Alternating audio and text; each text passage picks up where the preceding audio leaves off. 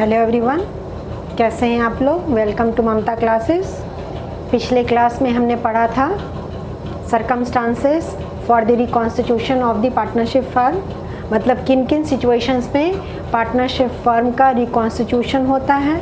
फिर हमने पढ़ा था जो एडजस्टमेंट्स होगा in the books of the firm at the time of change in profit sharing ratio. तो ये जो हमारा चैप्टर है ये change in profit sharing ratio वाला चैप्टर है। आज हम लोग सीखेंगे how to calculate sacrificing ratio and gaining ratio. उसके बाद कुछ टॉपिक्स और आज हम कवर करेंगे, ठीक है ना। तो शुरू करते हैं।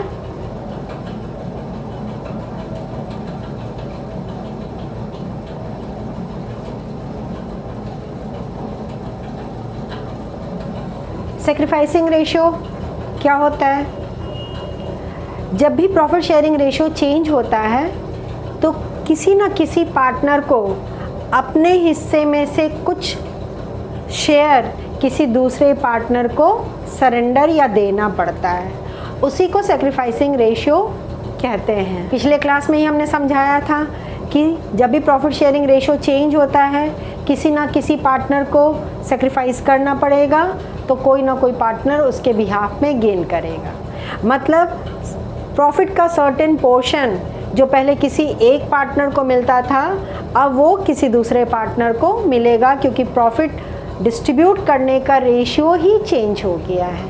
इसी को हम बोलते हैं सेक्रीफाइसिंग रेशियो। अब फॉर्मूला क्या है इसका। फॉर्मूला बहुत सिंपल। फॉर्मूला आपका है old ratio minus new ratio.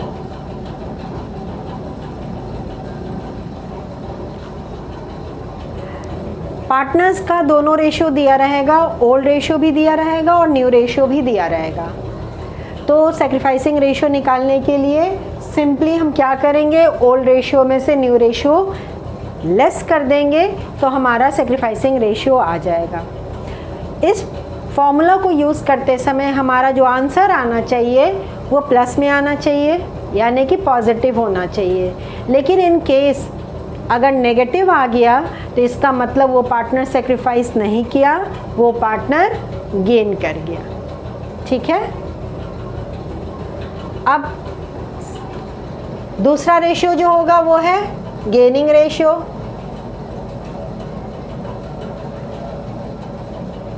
अब गेनिंग रेशियो का फॉर्मूला ठीक इसका उल्टा, new ratio minus old ratio. नया रेशियो में से पुराना रेशियो अगर घटा देंगे तो हमारा गेनिंग रेशियो आ जाएगा। यहाँ भी रूल वही लागू होगा कि आंसर हमारा पॉजिटिव आना चाहिए, लेकिन अगर नेगेटिव में आ गया तो इट मीन्स दैट वो पार्टनर गेन नहीं किया, वो पार्टनर सेक्रीफाइस कर गया, ठीक है ना, याद रखेंगे। अब हम लोग इस टॉपिक से रिलेटेड एक न्यूमेरिकल सॉल्व करेंगे। क्वेश्चन अभी आपके स्क्रीन पे डिस्प्ले होगा, काइंडली उसका स्क्रीनशॉट ले लीजिए।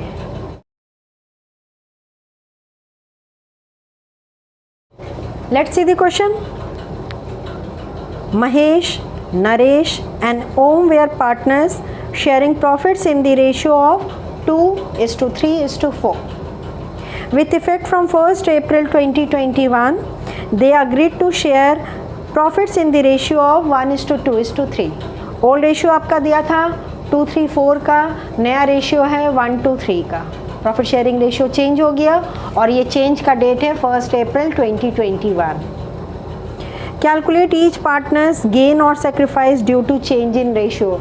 आपको कौन पार्टनर गेन किया, कौन पार्टनर सेक्रीफाइस किया, ये कैलकुलेट करना है। तो हम लोग शुरू करते हैं। हम लोग ये फॉर्मूला यूज़ करके इस क्वेश्चन को सॉल्व करेंगे, सेक्रीफाइसिंग रेशियो वाला फॉर्मूला। तो 3 पार्टनर है, Mahesh, Naresh and Om, 3 partner. Profit sharing ratio old है 2:3:4। ये ओल्ड रेशियो है। न्यू रेशियो दिया हुआ है आपका 1:2:3, ये आपका इंफॉर्मेशन दिया हुआ है। Now let's start. Sacrificing ratio is equal to old ratio minus new ratio. अब पहला महेश का निकाल लेते हैं। महेश यहाँ पे कैलकुलेट करना है हमको ओल्ड रेशियो में से न्यू रेशियो, तो इन तीनों को हम ऐड कर देंगे। 2 + 3 + 4, तीनों को ऐड करके जो फिगर आएगा वो हमारा डिनोमिनेटर होगा। तो हमारा डिनोमिनेटर में 9 आ गया। न्यू का भी देखिए डिनोमिनेटर में 6 आएगा। तो 9 में से महेश का शेयर कितना है? 2 है शेयर, तो 2/9। और 6 में से महेश का शेयर कितना है? 1 माइनस 1/6। ठीक है ना, फ्रैक्शन में हमको माइनस करना है। एलसीएम निकाल लेते हैं 9 और 6 का। 3 से कटेगा, 3 3 जा एंड यहाँ 6 2 जा, तो कितना हो गया आपका एलसीएम? 3 3 जा 9 एंड 2 18। डिनोमिनेटर में हमारा एलसीएम आ गया 18। अब 9 के टेबल में 18 कितना टाइम्स आता है? 2 टाइम्स, तो 2 × 2 4। हम बहुत एकदम नीचे से समझा रहे हैं ताकि अगर आप भूल भी गए हो तो ये रिकॉल आपको हो जाए, क्योंकि ये सारा हमने किस क्लास में पढ़ा था? May be 5th and 6th standard में, है ना। तो अब 18 6 के टेबल में कितना टाइम्स में आता है? 3 टाइम्स में। 3 × 1 यानी कि 3 आपका आ गया यहाँ पे 1/18। प्लस में आया है, इसका मतलब ये पार्टनर सेक्रीफाइस किया।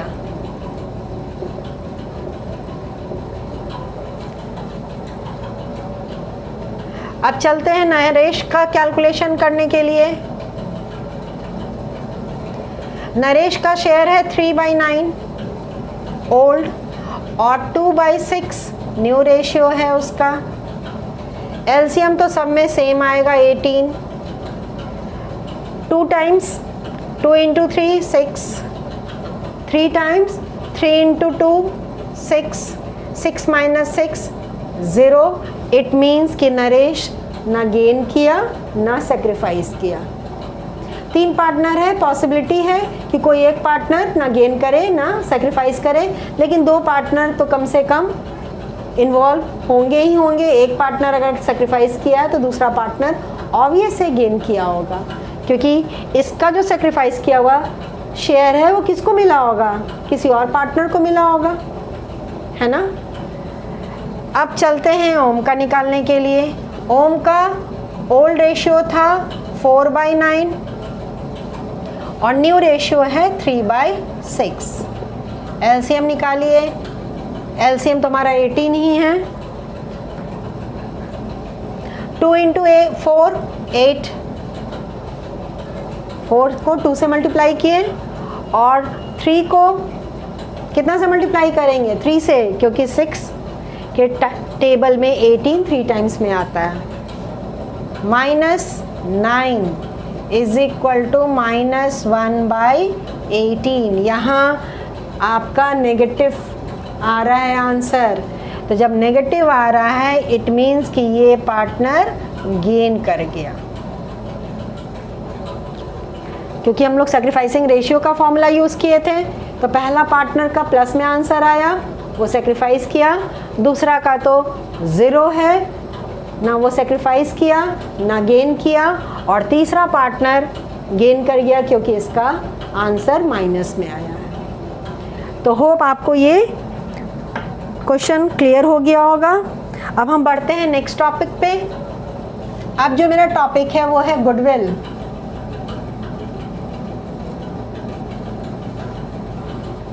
गुडविल नाम आपने सुना होगा ना, 11th से ही सुनते आ रहे होंगे। गुडविल का मतलब क्या होता है? Goodwill means reputation of the firm या किसी भी प्रोफेशन का रेपुटेशन, बिजनेस का भी रेपुटेशन होता है, तो उसको हम लोग गुडविल बोलते हैं। Good name and fame of the business is known as goodwill. जिस बिजनेस का गुडविल ज़्यादा उसका प्रॉफिट ज़्यादा। Higher the goodwill higher will be the profit, lower the goodwill lower will be the profit. ये नियम है। अब गुडविल हमारे लिए एक एसेट होता है, और लेकिन ये एसेट इनटैंजिबल एसेट है। इनटैंजिबल एसेट मतलब वो एसेट जिसको ना हम देख सकते हैं ना छू सकते हैं। ये अदृश्य संपत्ति है बिजनेस के लिए, लेकिन ये वैल्यूबल है क्योंकि ये हमको ज़्यादा प्रॉफिट अर्न करने में हेल्प करता है। ओके, तो थोड़ा सा इसका हम फीचर्स देख लेते हैं कि गुडविल का क्या क्या फीचर्स होता है या कैरेक्टरिस्टिक्स क्या क्या होता है।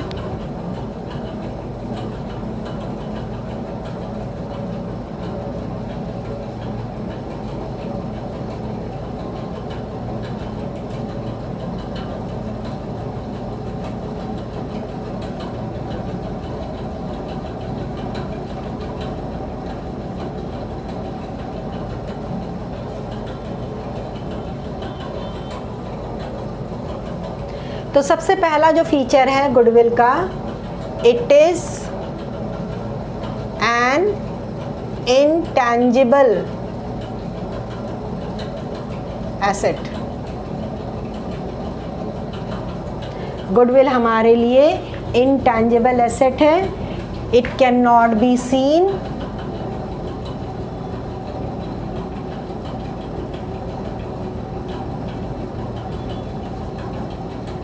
और टच्ड।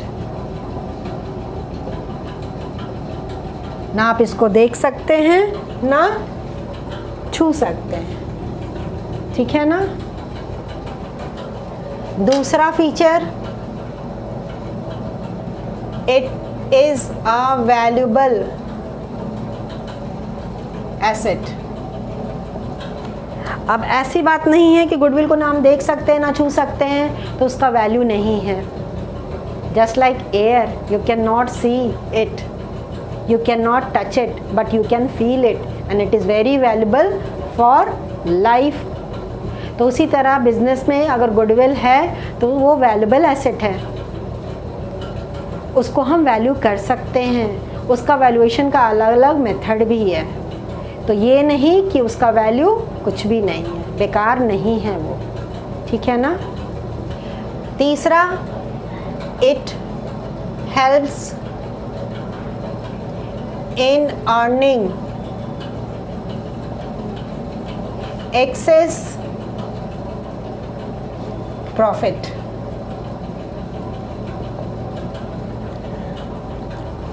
ये हमको ज़्यादा प्रॉफिट कमाने में हेल्प करता है।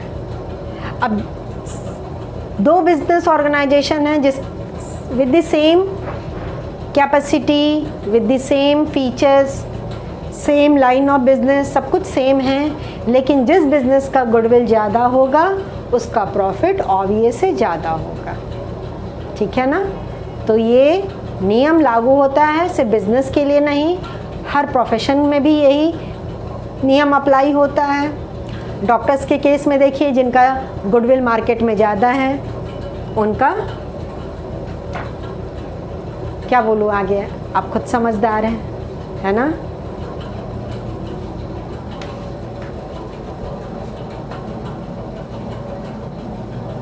It's value is liable to constant fluctuation.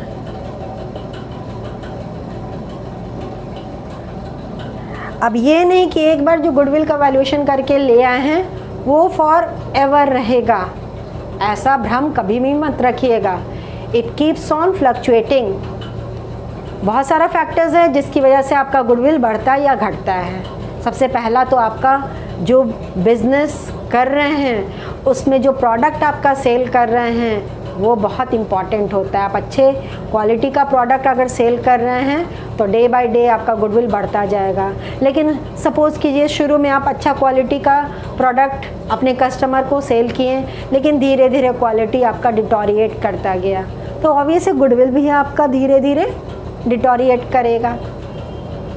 और अगर आप धीरे धीरे और क्वालिटी बढ़ा रहे हैं तो आपका गुडविल भी बढ़ता जाएगा। ठीक है ना।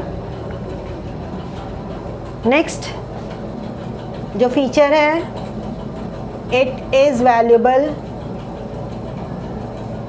When the entire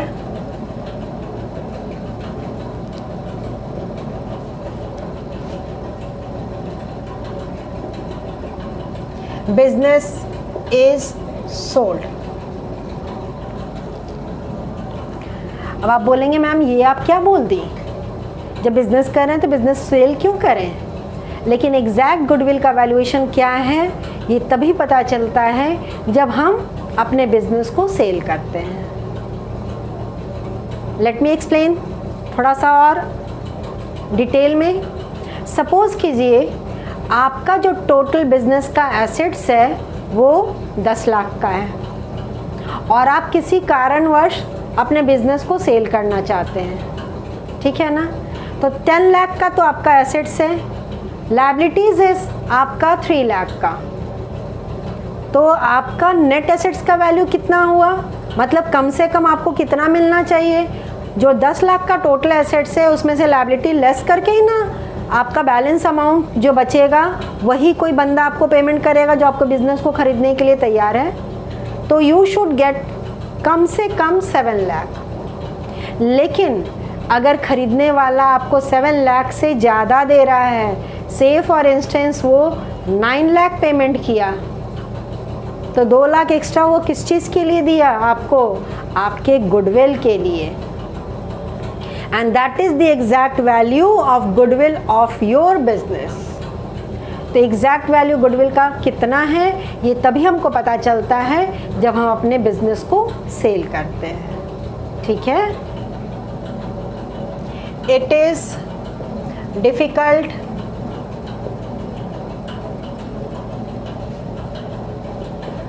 to place exact value of goodwill.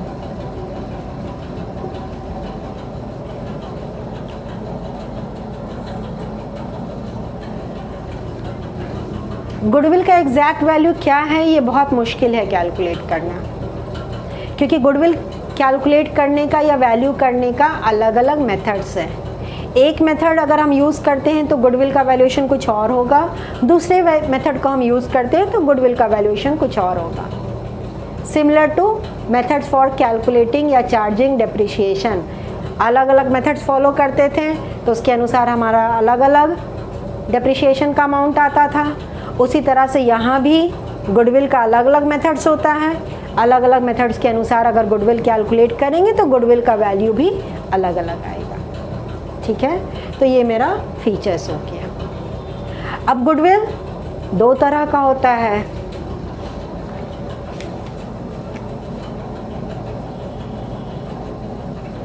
Types of goodwill.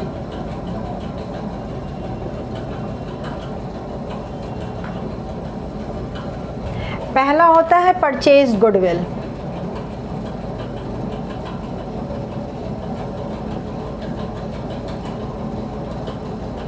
Purchase goodwill मतलब हम किसी का बिजनेस परचेज किए और एसेट्स के साथ साथ जो टैंजिबल एसेट्स था, जो बिजनेस का सारा एसेट्स था, उसके साथ साथ हम उसके गुडविल को भी परचेज किए और उसके बदले में पेमेंट भी किए, तो दैट इज़ परचेज गुडविल। अभी जस्ट हमने जो पहले एक्सप्लेन किया एग्जांपल दे करके कि हमको पेमेंट करना था, वैल्यू नेट एसेट्स का वैल्यू 7 लाख था और हमको जो हमारे बिजनेस का परचेजर था वो 9 लाख पेमेंट कर रहा है, तो 2 लाख वो बंदा किस लिए पेमेंट किया, गुडविल के लिए, तो उसके लिए वो 2 लाख गुडविल का जो वैल्यू हुआ वो परचेज गुडविल है, ठीक है। तो पहला कैटेगरी होता है परचेज गुडविल, और परचेज गुडविल ही हमारे बुक्स ऑफ अकाउंट्स में रिकॉर्ड होता है।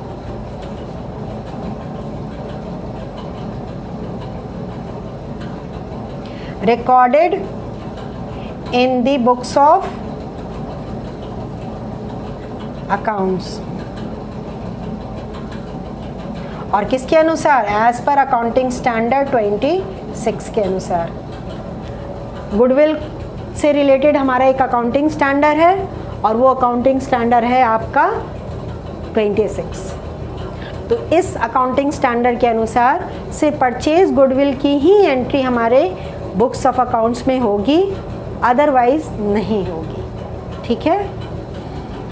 दूसरा है self generated goodwill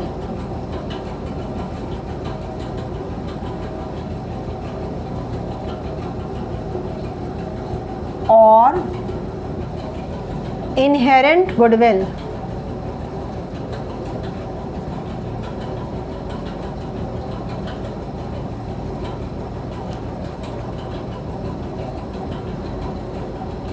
It is not recorded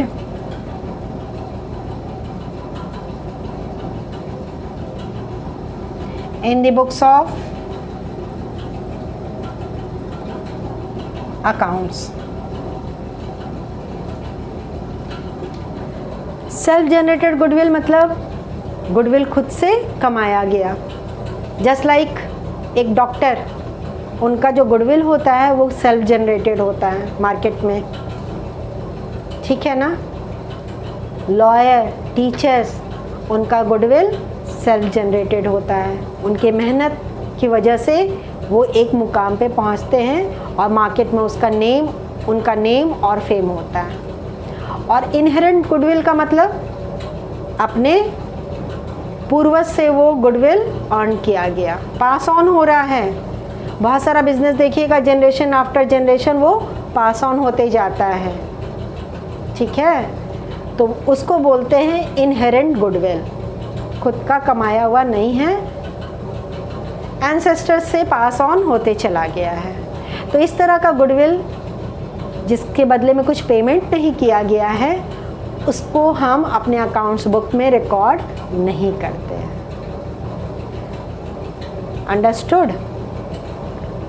तो हमने आज गुडविल से रिलेटेड फीचर्स भी पढ़ लिया और टाइप्स ऑफ गुडविल भी पढ़ लिया। नेक्स्ट क्लास में अब गुडविल से को कैलकुलेट करने का जो अलग अलग मेथड है, धीरे धीरे करके हम लोग सारा मेथड गुडविल का पढ़ेंगे। तो मिलते हैं नेक्स्ट क्लास में, तब तक अपना ख्याल रखिए। मिलते हैं नेक्स्ट क्लास में, तब तक अपना ख्याल रखिए। मिलते हैं नेक्स्ट क्लास में, तब तक अपना ख्याल रखिए। खुश रहिए। बाय।